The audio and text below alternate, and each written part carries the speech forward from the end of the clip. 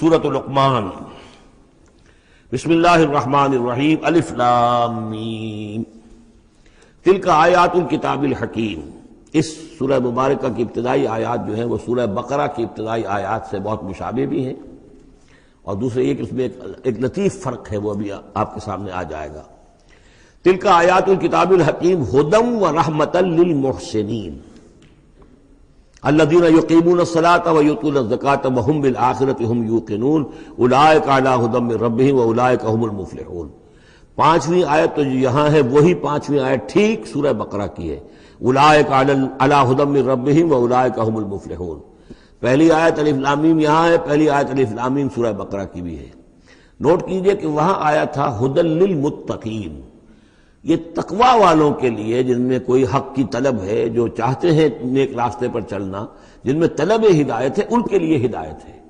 یہاں ایک لفظ کا اضافہ کیا، اگلی منزل چونکہ بیان ہو رہی ہے، ھدی ورحمۃ للمحسنین، یہ جو بلند ترین منزل ہے، جو احسان کے مقام تک پہنچ جائیں، ان کے حق میں یہ صرف ہدایت ہے، ہدایت نہیں رحمت بھی ہے۔ تو یہاں تقابل اگر کریں گے، الف لام میم ذالک الکتاب لا ریب فیہ ھدی للمتقین، یہاں فرمایا تلک آیات الکتاب الحکیم، یہ ایک بڑی حکمت بڑی کتاب کی آیات ہے، اور یہ ہدایت ہے اور رحمت ہے محسنین کے حق میں۔ اور یہ محسنین جو ہے قرآن کی اصطلاح کے طور پر، جیسا کہ میں بیان کر چکا ہوں سورہ مائدہ میں، کہ یہ پہلا درجہ ہے اسلام، اس سے اوپر ایمان، اس سے اوپر احسان۔ اذا ما اتقوا وآمنوا وعملوا الصالحات ثم اتقوا وآمنوا ثم اتقوا واحسنوا واللہ یحب المحسنین، ان کے حق میں یہ قرآن رحمت ہے۔ الذین، اب ان کی یہ اوصاف ہیں جو نماز قائم رکھتے ہیں، ویؤتون الزکاۃ، وہاں ہے ومما رزقناہم ینفقون، یہاں باقاعدہ لفظ زکوٰۃ آ گیا، وہ زکوٰۃ دیتے رہتے ہیں، یا یہ کہ اپنے تزکیے کے لیے مسلسل کوشاں رہتے ہیں۔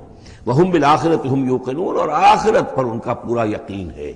اصل شے جو ہے جو انسان کے عمل اور کردار پر اثر انداز ہوتی ہے، وہ ایمان بالآخرہ ہے۔ اولئک علی ھدی من ربہم،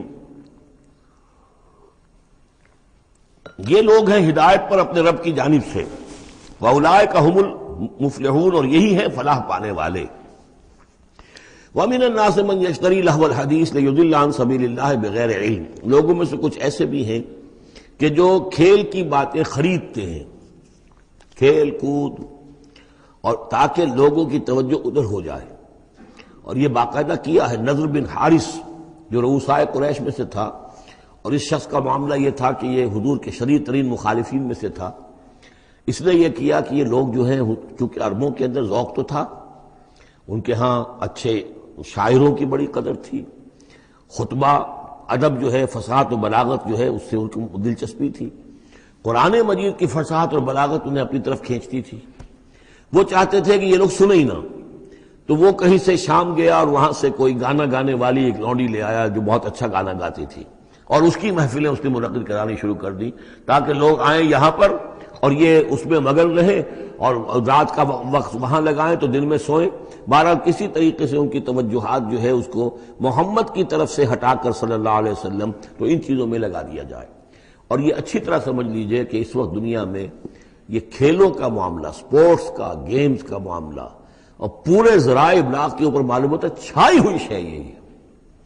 ٹی وی کے اوپر تو معلوم ہوتا ہے کہ دنیا کی اہم ترین شے جو ہے وہ یہ گیمز ہیں، ان کے ٹورنامنٹس ہیں، وہ وہاں ہو رہا ہے، یہاں ہو رہا ہے، وہاں ہو رہا ہے، یہاں ہو رہا ہے، یہ ٹینس کا ہے، یہ فلاں کا ہے، یہ تیراکی کا ہے، اور یہ گیم، اس لیے کہ اسی کو دیکھتے رہو۔ جو بھی وقت کوئی فارغ ہے، ظاہر بات ہے کہ کہیں ایسا نہ ہو کہ کہیں بیٹھے بیٹھے کہیں اچانک خیال ہی آ جائے کہ بھئی سوچے انسان میں ہوں کون، کہاں سے آیا ہوں، کہاں جا رہا ہوں، زندگی کا مال کیا ہے، مقصد کیا ہے، اپنی حالات کے بارے میں ہی سوچے، دنیا کدھر جا رہی ہے، قوم کدھر جا رہی ہے، ملک کدھر جا رہا ہے، نہیں، ان کو مست رکھو۔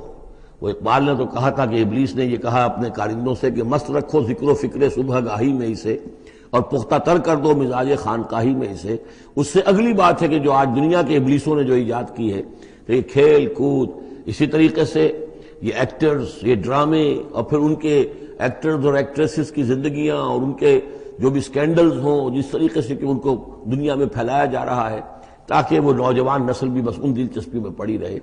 تو یہ ہے اصل میں وہ فلسفہ۔ وَمِنَ النَّاسِ مَن يَشْتَرِي لَهْوَ الْحَدِيثِ، کھیل کود کی چیزیں خریدتے ہیں وہ لوگ، لِيُضِلَّ عَن سَبِيلِ اللَّهِ، تاکہ اللہ کے راستے سے گمراہ کریں۔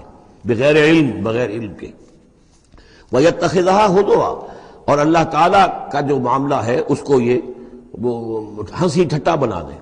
اولئک لہم عذاب مہین، یہ وہ لوگ ہیں کہ جن کے لیے اہانت آمیز عذاب ہے.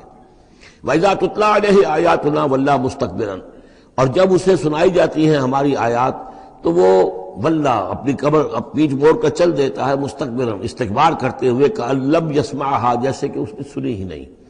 کان فی اذنیہ وقرا، گویا کہ اس کے کانوں میں کوئی ثقل ہے، بوجھ ہے، اس نے سنا ہی نہیں کیا محمد نے سنایا ہے. فبشرہ بعذاب علیم، یہ سارا جو ہے یہ اس نضر بن حارث کے لیے یہ آیات نازل ہوئی ہیں. تو اے نبی اس شخص کو دردناک عذاب کا آپ کی بشارت دے دیجیے. ان الذین آمنوا وعملوا الصالحات لہم جنات النعیم، یقیناً وہ لوگ جو ایمان لائے اور جنہوں نے نیک عمل کیے ان کے لیے نعمتوں بھرے باغات ہیں. خالدین فیہا، جس میں وہ ہمیشہ ہمیش رہیں گے. وعد اللہ حقا، یہ اللہ کا وعدہ ہے جو سچا ہے، پختہ ہے، اٹل ہے، حتمی ہے، یقینی ہے. وہو العزیز الحکیم، اور وہ زبردست ہے، حکمت والا. خلق السماوات بغیر عمد ترونہا، اس نے آسمان بنا دیے بغیر ستونوں کے جو تمہیں نظر آتے ہوں. وَأَلْقَىٰ فِي الْأَرْضِ رَوَاسِيَ أَن تَمِيدَ بِكُمْ، اور اس نے زمین میں ایسے لنگر ڈال دیے ہیں کہ تمہیں لے کر ایک طرف کو لڑک نہ جائے، جھک نہ جائے. وَبَثَّ فِيهَا مِن كُلِّ دَابَّةٍ، اور اس میں ہر طرح کے جانور جو ہیں پھیلا دیے ہیں. وَأَنزَلْنَا مِنَ السَّمَاءِ مَاءً، اور اس نے اتارا ہے آسمان سے پانی. فَأَنبَتْنَا فِيهَا مِن كُلِّ زَوْجٍ كَرِيمٍ، اور اس میں ہر طرح کے جو ہیں جوڑے نباتات کے اس نے پیدا کر دیے ہیں، ہر طرح کے. آپ کو معلوم ہے کہ ان کی بھی فیملیز ہوتی ہیں، یہ سٹرس فیملی ہے اور یہ فلاں فیملی ہے. اس طریقے سے اللہ تعالیٰ نے ان کے بھی خاندان بنائے ہوئے. ھذا خلق اللہ فارونی ماذا خلق الذین من دونہ، یہ تو ہے اللہ کی تخلیق. تم بھی مانتے ہو کہ اللہ نے بنایا، پھر ذرا مجھے دکھاؤ کیا چیز بنائی ہے انہوں نے جو اس کے سوا معبود تم نے بنا لیے ہیں. بل الظالمون فی ضلال مبین، ظاہر ہے کہ ایسے ان کے عقیدے میں بھی یہ بات نہیں تھی. یہ دوسری بات ہے کہ وہ متوجہ نہیں ہوتے تھے، جو کچھ کر رہے ہیں اس کا کبھی تجزیہ نہیں کرتے تھے. لیکن یہ ہے کہ یہ ظالم جو ہے یہ کھلی گمراہی میں پڑے ہوئے ہیں. اب جو دوسرا رکوع آ رہا ہے سورہ مبارکہ کا، یہ ہمارے اس منتخب نصاب کا ایک اہم درس ہے. اور یہ منتخب نصاب کا پہلا حصہ ہے جو جامع اسباق، سورۃ العصر، پھر آیت البر، تیسرا سبق یہ ہے. اس لیے کہ اس میں بھی وہ انسان کی نجات کے لیے جو چیزیں لازم ہیں وہ سب کی سب ان کا ایک اسکیلیٹن سمجھیے، اس کا جو ہے ایک خاکہ جو ہے، بلو پرنٹ اس کے اندر بھی آ گیا ہے. اور یہ اصل میں ایک ایسے شخص کی مثال ہے جو نہ خود نبی تھے نہ کسی نبی کے پیروکار تھے، لیکن وہی جو بات میں نے بارہا آپ سے عرض کی ہے کہ سلیم الطبع انسان، سلیم الفطرت انسان اور سلیم العقل انسان. فطرت کج نہ ہوئی ہو، پرورٹڈ نہ ہو، اور انسان کی عقل جو ہے اس کے اوپر پردے نہ پڑ گئے ہوں، تو انسان کچھ حقائق تک خود پہنچ جائے گا چاہے کسی نبی کی دعوت اس تک نہ پہنچی ہو. وہ مقام کیا ہے کہ وہ پہچان لے گا کہ اس کائنات کا ایک خالق ہے، وہ اکیلا ہے، وہی اس کا مدبر ہے، وہی چلا رہا ہے، وہ تمام صفات کمال سے بتمام و کمال متصف ہے. پھر یہ کہ اس نے جو ہمیں پیدا کیا ہے تو زندگی صرف یہ زندگی نہیں ہے بلکہ کوئی اور زندگی بھی ہوگی، اس کے پاس لوٹنا بھی ہوگا، ہم اس کی طرف جائیں گے اور پھر ہمیں اپنے اعمال کا محاسبہ وہاں پر فیس کرنا ہوگا اور جزا و سزا ہوگی. یہاں تک انسان پہنچ سکتا ہے. یعنی ایمان ابھی نہ کہیے، ایمان تو تصدیق کو کہتے ہیں. ایمان کا لفظ تو ہوتا ہے جبکہ نبی کی دعوت کی تصدیق کی جائے تو لفظ ایمان ہے. لیکن یوں سمجھیے کہ معرفت یا حکمت، معرفت اور حکمت کے یہ دو سٹیشنز ایسے ہیں کہ جس تک انسان پہنچ جاتا ہے بغیر وحی کی رہنمائی کے، اگر اس کی فطرت سلیم ہے، اس کی عقل سلیم ہے. اس کے بعد وہ سوال کرتا ہے، یہی میں نے سورہ فاتحہ میں آپ کو بتایا تھا کہ سورہ فاتحہ دعا ہے، لیکن کس شخص کی دعا ہے؟ عام آدمی کی دعا نہیں ہے. وہ ہمیں تلقین تو کی گئی ہے، نماز میں ہم وہی پڑھتے ہیں، لیکن اس میں پیش نظر کیا ہے کہ ایک شخص جو اپنی سلامتی طبع، سلامتی فطرت، سلامتی عقل سے یہاں تک تو پہنچ گیا کہ الحمدللہ رب العالمین الرحمن الرحیم مالک یوم الدین ایاک نعبد، یہاں تک تو وہ پہنچ گیا ہے. اے رب پھر تیری ہی بندگی کرنی چاہیے، تیری ہی مرضی پر چلنا چاہیے، لیکن تیری مرضی کس شے میں ہے یہ ہمیں معلوم نہیں. تو کس چیز سے راضی ہوتا ہے، کس سے ناراض ہوتا ہے یہ ہمیں معلوم نہیں. تیری بندگی کیسے کریں یہ ہمیں معلوم نہیں. تو اس سے آگے پھر ہے وہ جو اہدنا الصراط المستقیم، ایاک نعبد و ایاک نستعین اہدنا الصراط المستقیم. تو ایسی ایک شخصیت تھی حضرت لقمان کی. جہاں تک روایات ہیں ان سے معلوم ہوتا ہے کہ یہ حبشی النسل تھے.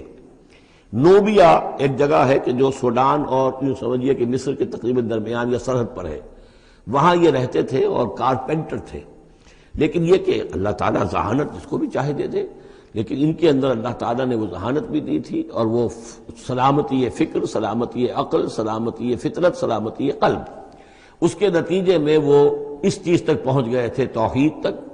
اور اس کے ساتھ ہی یہ ہے کہ اعمال انسان کے جو ہیں وہ ضائع جانے والے نہیں ہیں، ان کا کوئی نہ کوئی بدلہ مل کر رہے گا۔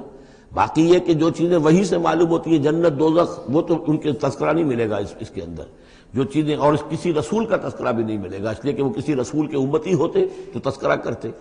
یہاں انہوں نے جو اپنی ایک حکیم اور دانا انسان نے اپنے ساری عمر کے سوچ کا جو لب لباب ہے، خلاصہ ہے، حاصل ہے، وہ اپنے بیٹے کو اپنے انتقال کے وقت وصیت کی شکل میں منتقل کیا ہے، اور اس کو اللہ تعالیٰ نے قرآن میں نقل کر دیا۔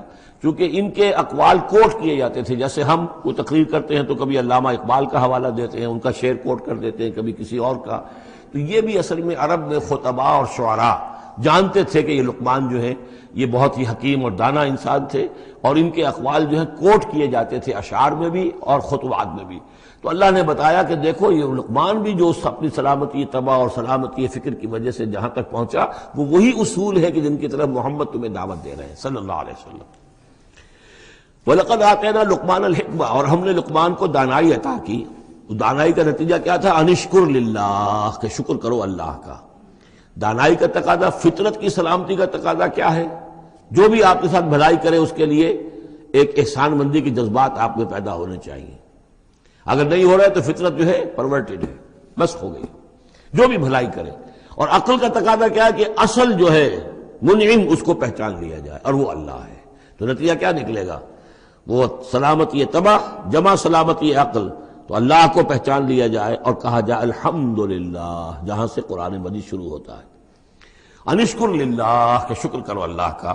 ومن یشکر فانما یشکر لنفسہ، جو کوئی بھی شکر کرتا ہے تو وہ شکر کرتا ہے اپنے ہی بھلے کے لیے، اپنے ہی فائدے کے لیے۔ ومن کفر فان اللہ غنی حمید، اور جو کفران نعمت کرتا ہے، ناشکری کرتا ہے، تو اللہ تو غنی اور حمید ہے۔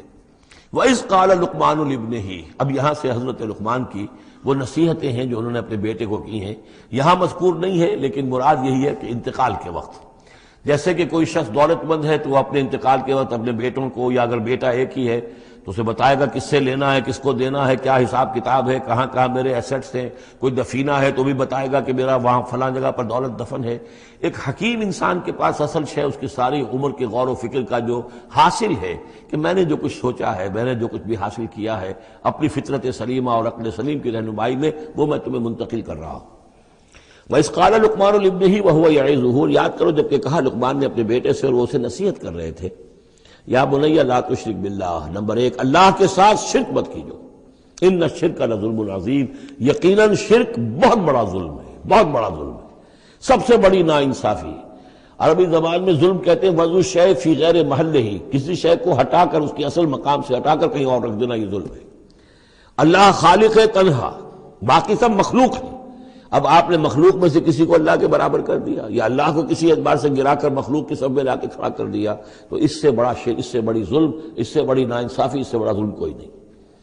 وَإِذْ قَالَ لُقْمَانُ لِابْنِهِ وَهُوَ يَعِظُهُ يَا بُنَيَّ لَا تُشْرِكْ بِاللَّهِ إِنَّ الشِّرْكَ لَظُلْمٌ عَظِيمٌ، اور اس کے بعد فوراً ہی اللہ تعالیٰ نے اپنی طرف سے ایک بات ایڈ کی ہے۔ یہ چوتھا مقام آ گیا ہے کہ جہاں اللہ کے حق کے فوراً بعد والدین کا حق۔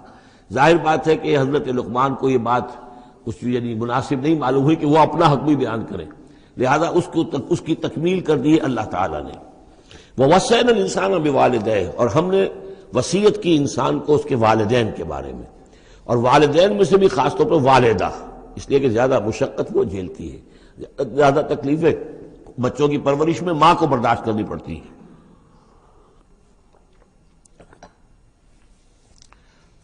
وَوَصَّيْنَا الْإِنسَانَ بِوَالِدَيْهِ حملتہ امہ وہنا علی وہن، اسے اٹھائے رکھا، وہ جو حمل ہے اس کے اپنے جسم کے اندر اٹھائے رکھا اس نے اس کو، وہنا علی وہن، کمزوری پر کمزوری جھیل کر، وفصالہ فی عامین، پھر اس کا دودھ چھڑانا ہوا 2 سال میں سے، پھر یہ کہ پہلے 9 مہینے تو جونک کی طرح اس کے جسم کے اندر خون چوستا رہا، اور اس کے بعد پھر جو ہے دودھ اس کا جو ہے پیا ہے تو وہ بھی اس کی توانائیاں اور اس کی قوتی ہے کہ جو دودھ کی شکل میں اس کے لیے غذا بنی ہے۔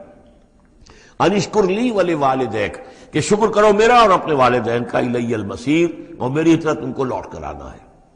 اب دیکھیے جیسے میں نے وہاں عرض کیا تھا کہ سورہ عنکبوت میں اور اس میں بڑی مناسبت ہے ان دو میں، وہ مضمون اب یہاں بھی آ رہا ہے کہ اگر یہ دو حق ٹکرا جائیں، ایک حق اللہ کا ہے شرک نہ کیا جائے، ایک حق والدین کے ساتھ حسن سلوک ہے، اب یہ ٹکرا گئے، والدین کہہ رہے ہیں شرک کرو، اب کیا کریں؟ وَإِن جَاهَدَاكَ عَلَىٰ أَن تُشْرِكَ بِي مَا لَيْسَ لَكَ بِهِ عِلْمٌ، اگر وہ تم سے جہاد کریں، تم پر دباؤ ڈالیں، تم سے لڑیں، تم سے جھگڑیں اور تمہیں مجبور کریں کہ تم شریک کرو اور شرک کرو میرے ساتھ ایسی چیز کا کہ جس کا تمہارے پاس کوئی علم نہیں ہے، فَلَا تُطِعْهُمَا، تم کا کہنا مت مانو۔ وہاں پر بھی یہ مضمون آ چکا، یہاں دوبارہ آ گیا کہ ان کے حقوق ایک حد تک ہیں، اس سے آگے بڑھ کر وہ اللہ کے حقوق پر ڈاکہ ڈالنے لگے، بازی بازی بارش بابا ہم بازی، ان کے حقوق اللہ کے حقوق کے برابر نہیں ہو سکتے، ان کے حقوق اللہ کے حقوق سے فائق نہیں ہو سکتے، اس کے نیچے نیچے ہیں، تو شرک نہیں۔ البتہ یہاں یہ ذہن میں رکھیے کہ شرک صرف بت پرستی کو نہیں کہتے، لا تشرک، شرک کی کوئی قسم بھی ہو۔ اب اللہ کے کسی ایک حکم کو اگر والدین کہتے توڑو، اس کا کیا مطلب ہے؟ یہ شرک کا حکم دے رہے ہیں، اس لیے کہ آپ نے والدین کے کہنے پر اللہ کے حکم کی خلاف ورزی کی، اس کا مطلب ہے کہ آپ نے مطاع اور معبود والدین کو بنا لیا۔ نفس کے کہنے پر آپ حرام کے اندر منہ مار رہے ہیں تو آپ کا جو حرام جو دولت ہے وہ آپ کا معبود ہے اور آپ کا نفس آپ کا معبود ہے۔ ارأیت من اتخذ الہہ ہواہ، کیا تم نے دیکھا اس شخص کو جس نے اپنی خواہش و نفس کو اپنا معبود بنا لیا؟ تو شرک کا مفہوم جو ہے اس کا پورا وسیع مفہوم، اور جیسا کہ اس سے پہلے بھی تذکرہ ہو چکا ہے، اس پر الحمدللہ کہ میں نے تقریباً 20 سال پرانی بات ہے یہ کہ میں نے اقسام حقیقت و اقسام شرک پر 6 گھنٹے کے کیسٹس جو ہیں میرے وہ ریکارڈڈ ہیں اور موجود ہیں۔ تو اس حوالے سے اس کو یہ نہیں سمجھنا چاہیے کہ شرک سے مراد صرف بت پرستی ہے۔ وَإِن جَاهَدَاكَ عَلَىٰ أَن تُشْرِكَ بِي مَا لَيْسَ لَكَ بِهِ عِلْمٌ فَلَا تُطِعْهُمَا، لیکن دیکھیے یہ ہے اللہ تعالیٰ کی تعلیم، اس کے اندر کیا توازن ہے۔ اس کا یہ مطلب نہیں ہے کہ والدین کے سارے حقوق ہی ساقط ہو گئے۔ اگر والدین مشرک ہیں، تمہیں شرک کرنے کا حکم دے رہے ہیں تو ان کا یہ حکم تو نہیں مانو گے، لیکن ان کے ساتھ حسن سلوک پھر بھی کرنا ہے۔ والد تو ہے نا، وہ والدہ تو ہے نا، وَصَاحِبْهُمَا فِي الدُّنْيَا مَعْرُوفًا، دنیا میں ان کے ساتھ رہو بہتر انداز میں، صحیح انداز میں، خدمت ان کی کرو، اگر انہیں ضرورت ہے تو اپنا مال ان پر خرچ کرو۔ اس کے اندر یہ نہیں ہوگا کہ سارے حقوق ساقط ہو گئے، اب انہیں گالیاں دینی شروع کر دو یا ان کو جو ہے ستانا شروع کر دو، نہیں۔ لیکن اگر وہ اللہ کے حکم کے خلاف کوئی حکم دیتے تو مت مانو۔ وَاتَّبِعْ سَبِيلَ مَنْ أَنَابَ إِلَيَّ، اور پیروی کرو اس شخص کے راستے کی کہ جو میری طرف اپنا رخ کر چکا ہے۔ یعنی والدین کا اتباع نہیں ہے، والدین کی اطاعت نہیں ہے، والدین کے ساتھ حسن سلوک ہے۔ اطاعت ہوگی اگر اللہ کی اطاعت کے مطابق، اس کے دائرے کے اندر تو اطاعت بھی ہوگی، لیکن بالفعل اور آزادانہ کوئی اطاعت نہیں والدین کی۔ کہیں بھی قرآن مجید میں نہیں آیا اپنے والدین کی اطاعت کرو۔ کیا حکم دیا گیا؟ حسن سلوک، نیک سلوک، ان کی ضرورت، ان کی خبر گیری ہے، ان کی خدمت ہے، ان کی ضروریات کا لحاظ رکھنا، اس کا حکم ہے۔ باقی پیروی کرو اس شخص کی جس نے اپنا رخ میری طرف کر لیا ہے، وہ کوئی بھی ہے۔ پہلے انبیاء ہوتے تھے، انبیاء کی پیروی کرو، اب انبیاء نہیں ہیں، انبیاء کے خادم ہیں۔ انبیاء کی امتوں میں جو شخص بھی اٹھا ہے دین کی دعوت لے کر، جس نے اپنا رخ کر لیا ہے، جس نے کہا میں چل رہا ہوں اللہ کے راستے میں، کون میرا ساتھی بنتا ہے، تو پیروی کرو اس کی۔ وَاتَّبِعْ سَبِيلَ مَنْ أَنَابَ إِلَيَّ، پیروی کرو اس شخص کے راستے کی جس نے اپنا رخ میری طرف کر لیا ہے۔ ثُمَّ إِلَيَّ مَرْجِعُكُمْ، پھر میری ہی طرف تم سب کا لوٹنا ہے۔ والدین بھی یہیں آ جائیں گے میرے پاس، تم بھی آ جاؤ گے۔ فَأُنَبِّئُكُم بِمَا كُنتُمْ تَعْمَلُونَ، پھر میں تمہیں جتلا دوں گا جو کچھ کہ تم کرتے رہے تھے۔ اب یہاں بیچ میں جو آگے اللہ کی طرف سے آ گیا، یعنی حضرت لقمان کی نصیحت صرف ابھی ایک آئی تھی، یا بنی لا تشرک باللہ ان الشرک لظلم عظیم، اے میرے بچے شرک مت کرنا اللہ کے ساتھ، اس لیے کہ شرک جو ہے بہت بڑا ظلم ہے، بہت بڑی ناانصافی ہے۔ دوسری وصیت ان کی کیا ہے؟ یا بنی انہا ان تک مثقال حبۃ من خردل فتکن فی صخرۃ او فی السماوات او فی الارض یأت بها اللہ ان اللہ لطیف خبیر، اے میرے بچے عمل، خواہ وہ نیکی کا ہو خواہ بدی کا ہو، انہا، ہا کی ضمیر ہے عمل کی طرف، عمل خواہ ایک رائی کے دانے کے ہم وزن ہو۔ اب یہ سب سے چھوٹی چیز، رائی کا دانہ، فتیلہ، نقیرہ، یہ 3 چیزیں آتی ہیں قرآن مجید میں عام طور پر چھوٹی شے کے لیے، لا یظلمون فتیلہ، لا یظلمون نقیرہ، اور یہ کہ رائی کا دانہ بہت چھوٹا، تو چاہے وہ نیکی یا بدی ہو رائی کے دانے کے ہم وزن، اور پھر فتکن فی صخرۃ، وہ کسی پہاڑ کی کسی چٹان کے پیٹ میں جا کر، کسی کھو کے اندر جا کر وہ عمل کیا گیا ہو، او فی السماوات، یا آسمانوں میں کیا گیا ہو۔ اب تو آسمانوں میں ہے نا، آپ خلا میں جا کر وہ عمل کر رہے ہیں، تو پھر اب تو انسان جو ہے وہاں تک پہنچ گیا ہے۔ او فی الارض، یا زمین کے پیٹ میں گھس کر کیا گیا ہو، یأتی بہ اللہ، اللہ اسے لے آئے گا۔ یعنی انسانی اعمال، انسان اشرف المخلوقات ہے، اور انسانی اعمال ایسی گھٹیا چیز نہیں ہے کہ ایسے ضائع کر دے اللہ، چاہے وہ نیکی ہے چاہے بدی۔ فمن یعمل مثقال ذرۃ خیرا یرہ ومن یعمل مثقال ذرۃ شرا یرہ، لیکن عمل ضائع نہیں ہوگا، چاہے وہ رائی کے دانے کے برابر ہو، پھر چاہے وہ کسی چٹان میں گھس کر کیا گیا ہو، کسی پہاڑ کی کھو میں کیا گیا ہو، چاہے وہ خلا اور فضا کی پہنائیوں میں کیا گیا ہو، چاہے وہ زمین کے اندر سرنگ کھود کر کیا گیا ہو۔ یأتی بہ اللہ ان اللہ لطیف خبیر، یقیناً اللہ تعالیٰ باریک بین ہے، باخبر ہے۔ اب دو چیزیں آ گئیں، اللہ کے ساتھ شرک نہیں، اور اعمال کے بارے میں دیکھ لو، نیکی اور بدی کے نتائج نکل کر رہیں گے۔ اس سے آگے باعث بعد الموت کا یہاں تذکرہ نہیں ہے، اس سے بعد جنت اور دوزخ کا، اس لیے کہ یہ چیزیں معلوم ہوتی ہیں پھر نبی کے بتانے سے۔ اصولی طور پر جو چیز حکمت سے انسان جہاں تک پہنچ سکتا ہے وہ دو ہے، ایک خالق اور اس کے ساتھ شرک نہ ہو، اور نمبر دو اس اعمال انسانی ان کا ضرور بدلہ ملے گا۔ اب اس کے بعد تیسری بات، یا بنی اقم الصلاۃ، نماز قائم رکھو۔ یعنی جس اللہ کو تم نے پہچان لیا ہے، اب محض ایک مرتبہ پہچان لینا کافی نہیں ہوگا، اسے یاد رکھنا ضروری ہے، ورنہ شیطان تمہیں ورغلائے گا، تمہیں ادھر ادھر سے جو ہے تمہارا نفس تمہیں غلط راستے پر ڈال دے گا، جب تک کہ یہ ایمان باللہ مستحضر نہ رہے ذہن کے اندر۔ اور ایمان باللہ کو مستحضر رکھنے کے لیے ذکر ہے جو ہم پڑھ چکے ہیں، اتل ما اوحی الیک من الکتاب واقم الصلاۃ ان الصلاۃ تنہی عن الفحشاء والمنکر۔ لہذا اب نماز کون سی تھی وہ ہم نہیں جانتے، لیکن کوئی ذریعہ ایسا ہونا چاہیے کہ تم اللہ کو یاد کیا کرو۔ یا بنی اقم الصلاۃ، اور نمبر 4 وَأَمُرْ بِالْمَعْرُوفِ وَانْهَ عَنِ الْمُنْكَرِ، اور نیکی کا حکم دو اور بدی سے روکو۔ یہ بھی تمہاری ذمہ داریوں میں سے ہے، یہ بھی انسان کی، یوں سمجھیے کہ اس کی انسانیت، اس کی شرافت، اس کی مروت کا تقاضا ہے کہ وہ اپنے جو ابنائے نو ہیں، جو بھی انسان ہیں، ان کی بھلائی کے لیے کوشاں ہوں، اور سب سے بڑی بھلائی ان کی اور سب سے بڑی خدمت یہی ہے کہ انہیں برائیوں سے روکا جائے اور بھلائیوں کی دعوت دی جائے۔ وَاصْبِرْ عَلَىٰ مَا أَصَابَكَ، اور یہ بھی جان لو کہ اگر یہ امر بالمعروف نہی عن المنکر کرو گے تو تکلیفیں آئیں گی، مصیبت آئیں گی۔ پسند تو کسی کو نہیں ہے کہ آپ اس پر تنقید کریں۔ اگر آپ کسی بچے کو بھی سڑک پر کھیل رہا ہو، گلی میں کھیل رہا ہو، اگر آپ اس سے کہہ دیں کہ بیٹے یہ کوئی کرکٹ کھیلنے کی جگہ نہیں ہے، کسی کی گاڑی کا شیشہ توڑو گے تم، تو آپ دیکھ لیجئے پھر کیا آپ کا وہ اس کو کیا جواب دے گا آپ کو۔ اسی لیے آپ بولتے ہی نہیں ہیں کہ اپنی عزت لے کر وہاں سے نکل جائیں۔ تو کسی کو بھی نصیحت پسند نہیں ہے، حق کڑوا ہے، لہذا اب اگر حق کہنا ہے اور نصیحت کرنی ہے تو پھر تیار رہو کہ وہ ممکن ہے تمہیں پلٹ کر گالی دے دے، وہ کہے کہ تم پہلے ذرا اپنے دامن کو دیکھو تمہارے کتنے دھبے ہیں۔ اب جو بھی ہو برداشت کرو، اور اگر کوئی بڑی بات ہے، اگر فرعون کے سامنے جا کر حق کہو گے تو وہ تو کہے گا کہ میں تمہیں جیل میں ڈالوں گا۔ تو اس طریقے سے یہ وَاصْبِرْ عَلَىٰ مَا أَصَابَكَ، پھر جو شے بھی تم پر آئے اس پر صبر کرو، إِنَّ ذَلِكَ مِنْ عَزْمِ الْأُمُورِ، یقیناً یہ چیزیں ہیں جو بڑی ہمت کے کاموں میں سے۔ گویا کہ وہ چاروں چیزیں اس میں آ گئی، وَالْعَصْرِ إِنَّ الْإِنسَانَ لَفِي خُسْرٍ إِلَّا الَّذِينَ آمَنُوا وَعَمِلُوا الصَّالِحَاتِ وَتَوَاصَوْا بِالْحَقِّ وَتَوَاصَوْا بِالصَّبْرِ۔ یہاں اصطلاحات ذرا علیحدہ ہو گئی، تواصی کے بجائے امر بالمعروف نہی عن المنکر آ گیا، صبر جو کا تو ہے، باقی ایمان اور وہ تمام چیزیں، اعمال صالحہ میں سے نماز آ گئی، والدین کے ساتھ حسن سلوک آ گیا۔ آخری دو آیتیں ہیں وَلَا تُصَعِّرْ خَدَّكَ لِلنَّاسِ، اور دیکھو اپنے گالوں کو پھلا کر مت رکھو لوگوں کے سامنے، یعنی تکبر اور غرور، اس انداز میں رہنا۔ وَلَا تَمْشِ فِي الْأَرْضِ مَرَحًا، اور تم زمین میں اکڑ کر نہ چلو۔ ان اللہ لا يحب كل مختال فخور، یقیناً اللہ تعالیٰ کو جو اکڑنے والے ہیں، اور یہ مختال بنا ہے خیل سے، خیل کہتے ہیں گھوڑے کو، گھوڑے کی چال میں ایک تمکنت ہوتی ہے، تو جب انسان بھی بڑی تمکنت کے ساتھ چلتا ہے تو وہ گویا کہ اختیال بن گیا۔ لا يحب كل مختال فخور، شیخی خورے، فخر کرنے والے، اکڑنے والے اللہ کو پسند نہیں ہے۔ یہ مضمون سورہ بنی اسرائیل میں بھی آ چکا ہے۔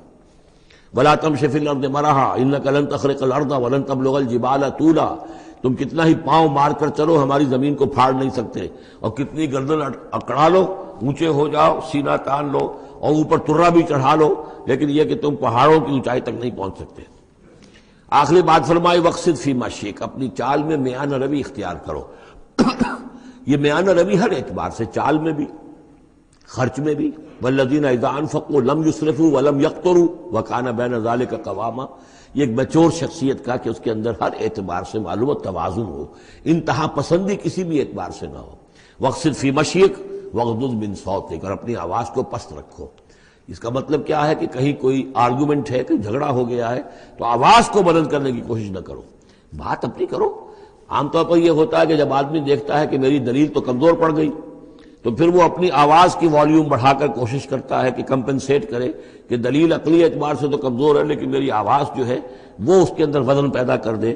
وَلَا وَغْضُضْ مِنْ صَوْتِكَ، اور دیکھو إِنَّ أَنْكَرَ الْأَصْوَاتِ لَصَوْتُ الْحَمِيرِ، آواز جو گدھے کی ہوتی ہے وہ ڈھیچو ڈھیچو جب کرتا ہے تو بلند تو وہ بہت ہوتی ہے لیکن کس قدر ناپسندیدہ آواز ہے، کتنی ناپسندیدہ آواز ہے۔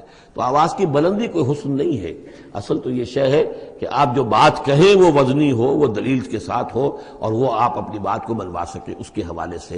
تو یہ ہے 8 آیات پر مشتمل جو رکوع ہے، یہ دوسرا رکوع سورہ مبارکہ کا، یہ ہمارے اس منتخب نصاب کا تیسرا سبق ہے۔ أَلَمْ تَرَوْا أَنَّ اللَّهَ سَخَّرَ لَكُم مَّا فِي السَّمَاوَاتِ وَمَا فِي الْأَرْضِ وَأَسْبَغَ عَلَيْكُمْ نِعَمَهُ ظَاهِرَةً وَبَاطِنَةً وَمِنَ النَّاسِ مَن يُجَادِلُ فِي اللَّهِ بِغَيْرِ عِلْمٍ وَلَا هُدًى وَلَا كِتَابٍ مُنِيرٍ صدق اللہ العظیم۔ کیا تم نے دیکھا نہیں کہ اللہ تعالیٰ نے تمہارے لیے مسخر کر دیا ہے جو کچھ کے آسمانوں میں ہے اور جو کچھ کے زمین میں ہے، یعنی یہ کہ آسمان کے اندر سورج ہے، چاند ہے، یہ سب تمہاری ضرورتیں بہم پہنچانے میں لگے ہوئے ہیں۔ سورج کی تمازت ہے جس سے تمہاری فصلیں پکتی ہیں، اسی سے ہواؤں کا نظام چل رہا ہے، بارشوں کا برسنا، تو یہ سارا معلوم ہوتا ہے کہ تمہارے لیے یہ سب بستر بچھایا ہے اللہ نے اور ساری تمہاری ضرورتیں پوری کی ہیں۔ وَأَسْبَغَ عَلَيْكُمْ نِعَمَهُ، اور اس نے تم پر اپنی ساری نعمتیں مکمل کر دی ہیں، پوری کر دی ہیں۔ ظاہرۃً و باطنۃً، یہ نعمتیں ظاہری بھی ہیں باطنی بھی ہیں، جو باہر سے نظر آتی ہیں دکھتی ہیں جن کو ہم استعمال کرتے ہیں، بہت سی نعمتیں وہ جن کا ہمیں احساس ہی نہیں ہے، ہمارے وجود کے اندر کیا کچھ اللہ تعالی نے ودیت کیا ہوا ہے اس کا ہمیں پوری طرح احساس بھی نہیں۔ وَمِنَ النَّاسِ مَن يُجَادِلُ فِي اللَّهِ بِغَيْرِ عِلْمٍ، یہ آیت آ چکی ہے سورہ حج میں۔ لوگوں میں سے کچھ ایسے بھی ہیں جو جھگڑتے ہیں اللہ کے معاملے میں یا اللہ کے بارے میں یا اللہ کے احکام کے بارے میں، اللہ کی آیات کے بارے میں، بغیر اس کے کہ بغیر علم کہ ان کے پاس کوئی علم ہو، ولا ہدن، نہ کوئی رہنمائی اور ہدایت ہے، ولا کتاب منیر، نہ کوئی روشن کتاب ہے۔ وَإِذَا قِيلَ لَهُمُ اتَّبِعُوا مَا أَنزَلَ اللَّهُ قَالُوا بَلْ نَتَّبِعُ مَا وَجَدْنَا عَلَيْهِ آبَاءَنَا، اور جب ان سے کہا جاتا ہے کہ پیروی کرو اس کی جو اللہ نے نازل فرمایا ہے، قرآن اتارا ہے، اس کی پیروی کرو، قالوا، وہ کہتے ہیں، بل نتبع ما وجدنا علیہ آباءنا، بلکہ ہم تو پیروی کریں گے اس کی کہ جس کو پر ہم نے پایا ہے اپنے آباء و اجداد کو۔ اور آج کل خاص طور پر یہ لوک ورثہ اور ہماری پرانی روایات، قومی روایات اور ہماری جو ہیں ہر علاقے کا ایک کلچر ہے، اس کلچر کو زندہ کیا جائے، کروڑ روپیہ ان چیزوں میں صرف کیا جاتا ہے۔ اولو کان الشیطان یدعوہم الی عذاب السعیر، خواہ شیطان ان کو پکار رہا اور بلا رہا ہو، یہ جو باتیں بنا رہے ہیں در حقیقت یہ شیطان کی دعوت اور اس کی تبلیغ ہے در حقیقت جس کو انہوں نے قبول کیا ہے۔ یدعوہم الی عذاب السعیر، اور وہ انہیں بلا رہا ہے اس جہنم کے عذاب کی طرف۔ وَمَن يُسْلِمْ وَجْهَهُ إِلَى اللَّهِ وَهُوَ مُحْسِنٌ، اور جس شخص نے اپنا چہرہ اللہ کے سامنے جھکا دیا، تابع فرمان کر دیا اپنے چہرے کو الی اللہ، اللہ کی جانب، وَهُوَ مُحْسِنٌ، اور وہ احسان کی روش اختیار کرے، فَقَدِ اسْتَمْسَكَ بِالْعُرْوَةِ الْوُثْقَىٰ، تو اس نے تو مضبوط تھام لیا ہے مضبوط کنڈے کو، اس کا ہاتھ پڑ گیا ہے۔ یہ سورہ بقرہ میں بھی یہ الفاظ آئے تھے آیت الکرسی کے فوراً بعد۔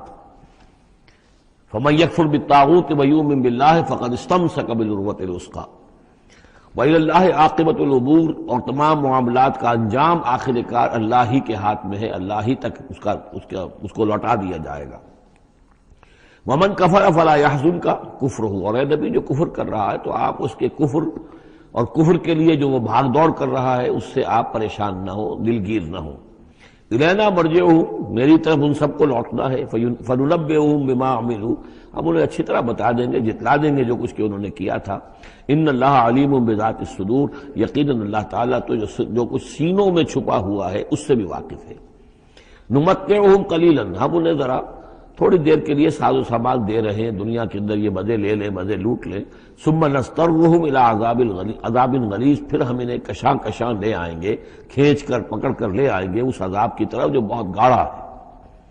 وَلَئِن سَأَلْتَهُم مَّنْ خَلَقَ السَّمَاوَاتِ وَالْأَرْضَ لَيَقُولُنَّ اللَّهُ، اور جب اگر آپ ان سے پوچھیں کس نے پیدا کیا آسمان اور زمین تو وہ کہیں گے اللہ نے۔ قُلِ الْحَمْدُ لِلَّهِ، کہیے الحمدللہ، ساری حمد بھی پھر اسی کی ہے۔ بل اکثرهم لا يعلمون، لیکن یہ کہ ان کی اکثریت علم نہیں رکھتی۔ للہ ما فی السماوات والارض، آسمان اور زمین میں جو کچھ ہے وہ اللہ کے لیے ہے، اللہ ہی کا ہے، اللہ کی ملکیت ہے، یہ لام تملیک ہے، اللہ کی ملکیت ہے ہر وہ شے جو بھی کچھ ہے آسمانوں میں اور زمین میں۔ ان اللہ هو الغنی الحمید، یقیناً وہ غنی ہے، اسے کوئی احتیاج نہیں، اور حمید ہے، بڑی خوبیوں والا ہے، اپنی ذات میں ستودہ صفات ہے۔ وَلَوْ أَنَّ مَا فِي الْأَرْضِ مِنْ شَجَرَةٍ أَقْلَامٌ، اور اگر جتنے بھی زمین میں درخت ہیں وہ قلم بن جائیں، والبحر، اور سمندر جو ہے وہ سیاہی بن جائے، جیسے میں یہ مضمون سورہ کہف میں بھی آ چکا ہے۔ قُلْ لَوْ كَانَ الْبَحْرُ مِدَادًا لِكَلِمَاتِ رَبِّي وَلَنَفِدَ الْبَحْرُ قَبْلَ أَن تَنفَدَ كَلِمَاتُ رَبِّي وَلَوْ جِئْنَا بِمِثْلِهِ مَدَدًا، اگر پورا سمندر جو ہے میرے رب کے کلمات کو لکھنے کے لیے سیاہی بن جائے تو وہ سیاہی سمندر ختم ہو جائے گا، لیکن یہ کہ میرے رب کی کلمات ختم نہیں ہوں گے، چاہے اتنا ہی سمندر اور لے آیا جائے۔ وہی مضمون یہاں بھی آ رہا ہے، اور یہ بات نوٹ کی ہے، میں نے کئی مرتبہ آپ کو بتائی ہے کہ اہم مضامین قرآن مجید میں کم سے کم دو جگہ ضرور ملتے ہیں۔ وَلَوْ، اب وہاں پر صرف سیاہی کا تذکرہ تھا، یہاں سیاہی کے ساتھ قلم۔ وَلَوْ أَنَّ مَا فِي الْأَرْضِ مِنْ شَجَرَةٍ أَقْلَامٌ، اگر جتنے بھی درخت زمین میں ہیں وہ سب کے سب قلم بن جائیں۔ وَالْبَحْرُ، اور سیاہی جو ہے یہاں پہ اب محظوظ سمجھیے مدادن، اور بحر جو ہے سمندر جو ہے وہ سیاہی کی شکل اختیار کر لے۔ یمدہ من بعدہ سبعۃ ابحر، اور اس سیاہی کو پھر مزید پھیلائے اور بڑھائے 7 سمندر اور اس کے اندر جو ہے ڈال دیے جائیں، ما نفدت کلمات اللہ، اللہ تعالیٰ کی کلمات ختم نہیں ہوں گے۔ اور یہ میں عرض کر چکا ہوں، اس سے مراد کیا ہے کہ ہر شے جو اس کائنات میں ہے اللہ تعالیٰ کے کلمہ کن کا ظہور ہے، تو گویا کہ یہ تمام مخلوقات جو ہے کلمات اللہ ہے۔ اس اعتبار سے ظاہر بات ہے کہ احصاء کرنا ممکن ہی نہیں، اور آج کچھ نہ کچھ ہمیں اندازہ ہے کہ یہ کائنات کتنی وسیع و عریض ہے۔ ابھی تک بڑی سے بڑی ٹیلیسکوپس ایجاد کرنے کے باوجود trillions and trillions and trillions of light years تک تو ہم نے دیکھ لیا ہے، لیکن کائنات کا سرا ابھی ہمیں نظر نہیں آیا کہ یہ شروع کہاں ہوتی ہے، ختم کہاں ہوتی ہے۔ تو اس سے اندازہ کریں اللہ تعالیٰ کی خلاقی کا اور اس کی مخلوقات کتنی ہیں۔ تو وہ جتنے بھی کلمات کن ہیں، اگر ان کو لکھنے کے لیے تمام جو ہے زمین کے درخت وہ قلم بن جائیں، اور تمام سمندر جو ہیں وہ سیاہی بن جائیں، اور 7 سمندر اور بھی اس میں ایڈ کر دیے جائیں، تب بھی یہ کہ اللہ کے کلمات ختم نہیں ہوں گے۔ ان اللہ عزیز الحکیم، یقیناً اللہ تعالیٰ زبردست ہے، حکمت والا۔ اب ادھر تو اس میں تو اللہ تعالیٰ کی تخلیق کی وسعت اور عظمت کا تذکرہ ہو گیا۔ اب اس کا جو اس کے انتظام کا معاملہ، اس کی تدبیر جو ہے، اس میں کس قدر یسر ہے، کتنی آسانی ہے، کتنی سہولت ہے اس کے لیے۔ یعنی اس کائنات کو، جیسے کہ سورہ بقرہ میں آیت الکرسی میں بھی آیا تھا، وَلَا يَئُودُهُ حِفْظُهُمَا، یہ آسمانوں اور زمین کی حفاظت اس پر کوئی بھاری نہیں ہے، مشکل نہیں ہے، اس کو جو ہے اس کے تھامنے میں، اس کے چلانے میں کوئی اس کے لیے یہ کام بوجھل نہیں ہے، وزنی نہیں ہے۔ وَلَا يَئُودُهُ حِفْظُهُمَا وَهُوَ الْعَلِيُّ الْعَظِيمُ، تو اسی کو یہاں فرمایا مَا خَلْقُكُمْ وَلَا بَعْثُكُمْ إِلَّا كَنَفْسٍ وَاحِدَةٍ، تم سب کو پیدا کرنا اور تم سب کو دوبارہ پیدا کر لینا اللہ تعالیٰ کے لیے ایسے ہی جیسے ایک نفس کا پیدا کر دینا، اللہ کے لیے یہ اتنا یسیر ہے۔ ان اللہ سمیع بصیر، یقیناً اللہ تعالیٰ سمیع ہے اور بصیر ہے۔ تو گویا کہ ایک ہے اللہ کی تخلیق کی وسعت و عظمت، وہ تو کلمات الہی، اور ایک ہے اللہ تعالیٰ پر یہ کتنا ہلکا ہے، اہون علیہ، یہ اس کے لیے بہت آسان ہے، یسر اور سہولت اللہ تعالیٰ اس کے انتظام کو اور اس کو جو لے کر چل رہا ہے وہ اس پر بھاری نہیں۔ الم تر ان اللہ یولج اللیل فی النہار، کیا تم دیکھتے نہیں کہ اللہ تعالیٰ رات کو پرو لاتا ہے دن میں، ویولج النہار فی اللیل، اور دن کو پرو لاتا ہے رات میں۔ اب یہ ایک تو اس کا مفہوم یہ ہو سکتا ہے کہ جیسے ایک ڈوری ہے، اور اس ڈوری کے اندر اگر آپ نے دانے ڈالے ہوئے تسبیح میں، ایک سیاہ ہے ایک سفید ہے، ایک سیاہ ایک سفید ہے، تو سیاہ کے بعد سفید، سفید کے بعد سیاہ، یہ تو آتا چلا جائے گا۔ ایک یہ ہے کہ کبھی دن بڑھتا ہے اور رات گھٹتی ہے، گویا کہ دن جو ہے رات میں داخل ہو رہا ہے، کبھی رات بڑھنے لگتی ہے دن گھٹنے لگتا ہے، گویا کہ دن جو ہے وہ رات کو انکروچ کر رہا ہے، رات کے حصے کو گویا کہ اس نے قبضے میں لے لیا ہے۔ تو اس طریقے سے اللہ تعالیٰ پھرو دیتا ہے رات کو دن میں، دن کو رات میں۔ وسخر الشمس والقمر، اور اس نے مسخر کر دیا ہے سورج کو اور چاند کو، کل یجری الی اجل مسمی، یہ سب کے سب چل رہے ہیں ایک وقت معین تک کے لیے، وان اللہ بما تعملون خبیر، اور یقیناً اللہ تعالیٰ جو کچھ کہ تم کر رہے اس سے باخبر ہے۔ ذالک بان اللہ هو الحق، یہ اس لیے کہ اللہ حق ہے، وان ما یدعون من دونه الباطل، اور یہ کہ جس کو یہ پکار رہے ہیں اللہ کے سوا وہ سب باطل ہیں، ان کی کوئی حقیقت ہی نہیں۔ باطل اس کو کہتے ہیں جو نظر تو آئے ہو نہ، کوئی حقیقت اس کی نہ ہو، جیسے شراب، پانی نظر آتا ہے لیکن پانی ہے نہیں۔ وَأَنَّ اللَّهَ هُوَ الْعَلِيُّ الْكَبِيرُ، اور یقیناً اللہ تعالیٰ ہی ہے سب سے بلند و بالا اور سب سے بڑا اور عظمت والا۔ أَلَمْ تَرَ أَنَّ الْفُلْكَ تَجْرِي فِي الْبَحْرِ بِنِعْمَتِ اللَّهِ لِيُرِيَكُم مِّنْ آيَاتِهِ، کیا تم دیکھتے نہیں کہ کشتیاں چلتی ہیں سمندر میں یا دریا میں اللہ کی نعمتوں کو لے کر؟ ظاہر بات ہے ٹرانسپورٹ جو ہوتی تھی پہلے بہت بڑی، وہ سمندروں میں کشتیوں سے، دریاؤں میں بھی۔ لِيُرِيَكُم مِّنْ آيَاتِهِ، تاکہ وہ تمہیں دکھائے اپنی آیات میں سے۔ ان فی ذلک لآیات لکل صبار شکور، یقیناً اس میں آیات ہیں، لیکن کس کے لیے؟ ان سب لوگوں کے لیے جو صبر کرنے والے ہیں، شکر کرنے والے ہیں۔ صبار یہ بھی مبالغے کا صیغہ ہے، فعال کے وزن پر، بہت صبر کرنے والا۔ شکور فعول کے وزن پر ہے، بہت زیادہ شکر کرنے والا۔ وَإِذَا غَشِيَهُم مَّوْجٌ كَالظُّلَلِ، اور جب یہ کبھی سمندر میں ہوتے ہیں اور ان کے اوپر ایک موج چڑھتی ہے اور ڈھانپ لیتی ہے انہیں جیسے کہ بادل ہو، ایسی موج آ رہی ہے کہ گویا کہ وہ تمہارے اوپر سے گزر جائے گی۔ دعوا اللہ مخلصین لہ الدین، تو وہ پکارنے لگتے ہیں اللہ کو اسی کے لیے اپنی اطاعت کو خالص کرتے ہوئے۔ فلما نجاہم الی البر، اور جب اللہ انہیں نجات دے کر لے آتا ہے خشکی پر، فمنہم مقتصد، تو ان میں سے کچھ وہ لوگ ہیں کہ جو بیچ کی چال پر چلتے ہیں، یعنی یہ کہ اکثر و بیشتر جو ہیں وہ پھر شرک کی راہ اختیار کر لیتے ہیں۔ وما یجحد بآیاتنا الا کل ختار کفور، اور ہماری آیات کا انکار نہیں کرتے مگر وہی جو قول کے جھوٹے ہیں اور ناشکرے ہیں۔ یا ایھا الناس اتقوا ربکم واخشوا یوما، اے لوگوں اپنے رب کا تقوی اختیار کرو اور ڈرو اس دن سے، لا یجزی والد عن ولدہ، جس دن کوئی والد اپنے بیٹے سے کسی شے کو دور نہیں کر سکے گا، بچا نہیں سکے گا کسی بھی چیز سے، ولا مولود هو جاز عن والدہ شیئا، اور نہ ہی بیٹا جو ہے وہ اپنے باپ سے کوئی شے دور کر سکے گا، کوئی کسی کے کام نہیں آئے گا، نہ باپ بیٹے کے نہ بیٹا باپ کے، تو باقی سارے رشتے جو ہیں وہ اس کے بعد ثانوی ہیں۔ ان وعد اللہ حق، یہاں وہ آیت بھی یاد آ گئی ہوگی آپ کو، یا بنی اسرائیل اذکروا نعمتی التی انعمت علیکم انی فضلتکم علی العالمین واتقوا یوما لا تجزی نفس عن نفس شیئا ولا یقبل منها شفاعۃ ولا یؤخذ منها عدل ولا هم ينصرون۔ یا ایھا الناس اتقوا ربکم واخشوا یوما لا یجزی والد عن ولدہ ولا مولود هو جاز عن والدہ شیئا ان وعد اللہ حق، اللہ کا وعدہ سچا ہے، شدنی ہے، اٹل ہے، ہو کر رہے گا، قیامت آ کر رہے گی، جزا و سزا ہو کر رہے گی۔ فلا تغرنکم الحیات الدنیا، تو دیکھو تمہیں نہ دھوکے میں ڈال دے یہ دنیا کی زندگی، تم اسی کے اوپر ریجھ جاؤ، اسی میں مگن ہو جاؤ، اسی میں گم ہو جاؤ، تو گویا کہ یہ تمہارے لیے پھر دھوکے کی ٹٹی بن گئی کہ اصل زندگی سے تمہیں جو ہے ذہناً جو ہے اس نے غافل کر دیا۔ ولا یغرنکم باللہ الغرور، اور دیکھنا وہ دھوکے باز تمہیں اللہ تعالیٰ کی شان غفاری کے حوالے سے دھوکہ نہ دے۔ یہ شیطان آ کر یہ بھی کہتا ہے کہ اللہ تو بڑا غفار ہے، تم نے کیا کیا، کچھ چھوٹے سے گناہ تھوڑے سے کیے، اللہ کی مغفرت تو بہت وسیع ہے، خامخواہ کاہے کو گھبراتے ہو، کاہے کو توبہ کرتے ہو۔ تو یہ جو ہے اللہ کی رحیمی، اللہ کی شان غفاری کا حوالے سے دھوکے میں دینا انسان کو۔ ولا یغرنکم باللہ الغرور ان اللہ عندہ علم الساعہ، اللہ ہی ہے کہ جس کے پاس ہے قیامت کا علم کہ قیامت کب آئے گی۔ ساعہ اور قیامہ، اس کے فرق کو ذہن میں رکھیے۔ گھڑی وہ معین گھڑی جبکہ زلزلہ ہوگا اور یہ اجرام سماویہ جو ہیں وہ ایک دوسرے سے ٹکرائیں گے اور پہاڑ جو ہے روئی کے گالوں، یہ ساعہ ہے جس میں کہ ہلاکت ہوگی دنیا کی آخری۔ اور پھر باس بادل موت کے بعد جو دن آنا ہے وہ قیامہ ہے۔ قیام کہتے ہیں کھڑے ہونے کو، اس دن کھڑے ہوں گے لوگ اور حاضر ہوں گے اپنے رب کے حضور میں۔ تو عام طور پر ہم قیامت کا لفظ جب بولتے ہیں تو ساعت کی جگہ پر بولتے ہیں۔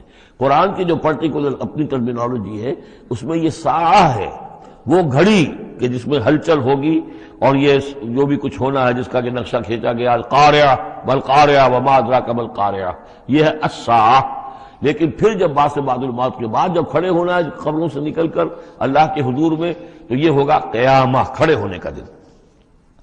ان اللہ عندہ علم الساعہ، وہ ساعت کب آئے گی اس کا علم صرف اللہ کے پاس ہے۔ وَيُنَزِّلُ الْغَيْثَ، وہی بارش برساتا ہے، وَيَعْلَمُ مَا فِي الْأَرْحَامِ، وہ جانتا ہے جو کچھ کے رحموں میں ہے، ماں کے پیٹ میں کیا ہے وہ جانتا ہے، وَمَا تَدْرِي نَفْسٌ، اور کوئی جان نہیں جانتی ماذا تکسب غدا، کہ کل وہ کیا کمائی کرے گی، وَمَا تَدْرِي نَفْسٌ، اور کوئی جان نہیں جانتی بِأَيِّ أَرْضٍ تَمُوتُ، کہ کس زمین میں اس کی موت واقع ہوگی۔ ایک شخص ہے اپنے ملک سے صرف چند دن کے لیے کہیں باہر گیا، وہیں انتقال ہو گیا، اسے کبھی گمان بھی نہیں ہو سکتا تھا، سال ہر سال سے کہیں مقیم ہے، وہاں موت نہیں آئی، اور کہیں گیا ہے اور وہاں موت آ گئی، تو کوئی نہیں جانتا کس زمین میں اس کی موت واقع ہوگی۔ ان اللہ علیم الخبیر، یقیناً اللہ تعالیٰ علیم اور خبیر ہے۔ یہ جو 5 چیزیں یہاں گنوائی گئی ہیں، اس میں آج کل بڑا اشکال ہے، اور لوگ کہتے ہیں کہ یہ آپ پتہ چل جاتا ہے کہ ماں کے رحم میں جو ہے، ماں کے پیٹ میں بیٹا ہے یا بیٹی ہے۔ اس کے 2 اعتبار سے اس کو سمجھ لیجئے۔ اس آیت میں 5 چیزوں کا ذکر ہے۔ پہلی چیز میں حصر کا اسلوب ہے کہ یہ چیز صرف اللہ کو معلوم ہے، اگرچہ یہاں یہ نہیں لکھا ہوا ہے کہ اللہ کے سوا کوئی نہیں جانتا، پھر بھی چونکہ حصر کا اسلوب ہے، ان اللہ عندہ علم الساعہ، یقیناً اللہ ہی ہے جس کے پاس ہے قیامت کا علم، ساعت کا علم۔ اس میں بھی گویا کہ نفی ہو گئی کہ کوئی اور نہیں جانتا۔ 2 آخری چیزوں میں بھی نفی ہے، وما تدری نفس ماذا تکسب غدا، کوئی نہیں جانتا کہ کل وہ کیا کمائے گا، اس میں بھی کیٹیگوریکل نفی ہے اس کی۔ وما تدری نفس بأی ارض تموت، یہ بھی پھر کیٹیگوریکل نفی ہے کہ نہیں کوئی جانتا، کوئی جان نہیں جانتی کہ کہاں اس کی موت واقع ہوگی۔ لیکن 2 چیزیں جو ہے وہ کیٹیگوریکل ڈینائل نہیں ہے۔ وَيُنَزِّلُ الْغَيْثَ، اللہ بارش برساتا ہے، یہ کہاں لکھا؟ نہ یہاں اس حصر کا اسلوب ہے، نہ یہ لکھا ہے کہ یہ کام جو ہے صرف اللہ کرتا ہے۔ اسی طرح یعلم ما فی الارحام، اللہ جانتا ہے جو کچھ کے رحموں میں ہے، اب یہ جو نہیں لکھا کہ کوئی اور نہیں جانتا۔ اس اعتبار سے قرآن مجید کے الفاظ جو ہیں ان کے اوپر تو اعتراض وارد ہو ہی نہیں سکتا۔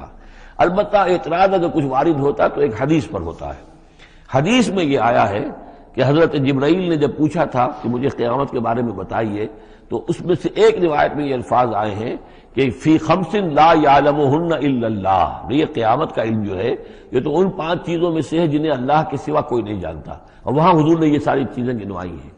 اس کا جو ہے جواب وہ یہ ہے کہ رحم میں کیا ہے اس کا صرف ایک پہلو ہمیں معلوم ہوا ہے کہ وہ بیٹا یا بیٹی ہے، باقی جو کچھ ہے اس کے نہ معلوم کتنے پہلو ہیں، کتنا ذہین ہے، کس قدر فطین ہے، اس کے اندر کیا اوصاف ہیں، اس میں کیا صلاحیتیں ہیں، شقی ہے یا سعید ہے، نیکوکار ہوگا بدکار ہوگا، کیا پتہ ہے، یا ہوگا یا ہوگی۔ تو اس سے یہ کہ اس کی جو حدیث کا بھی معاملہ ہے اس کی بھی جو ہے اس کی توجیہ موجود ہے، اس پہ کسی گھبرانے کی ضرورت نہیں ہے۔ ان اللہ علیم الخبیر، یقیناً اللہ تعالی علیم اور خبیر ہے۔